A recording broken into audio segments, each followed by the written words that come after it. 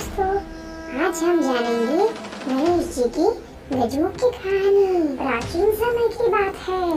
एक दिन माता पार्वती को स्नान करने जाना था, लेकिन माता क्या करे, वहाँ पे पहरा देने के लिए कोई भी नहीं था। फिर माता ने अपने उत्तम से एक मूर्ति बनाई और उसमें प्राण डाले और वो मूर्ति फिर एक बालक बन गई।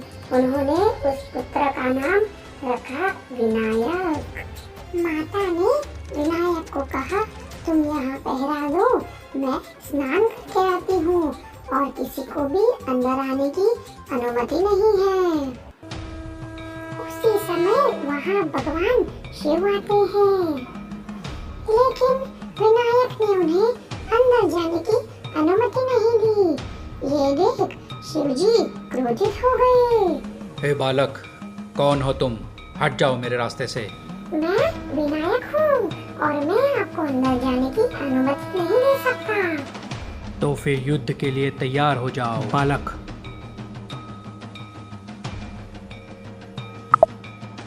यह देख सभी गण चिंतित हो उठे।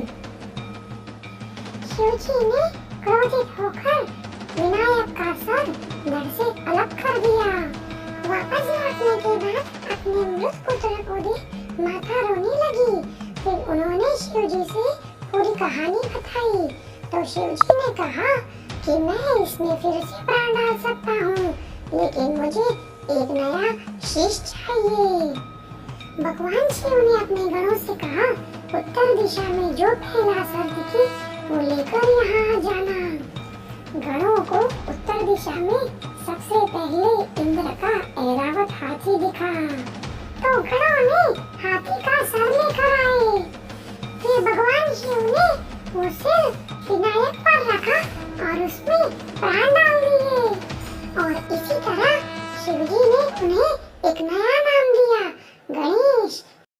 हाय फ्रेंड्स, अगर आपको हमारा वीडियो पसंद आए तो वीडियो को लाइक कीजिए, ज़्यादा से ज़्यादा शेयर कीजिए और चैनल को सब्सक्राइब भी ज़रूर कर देना।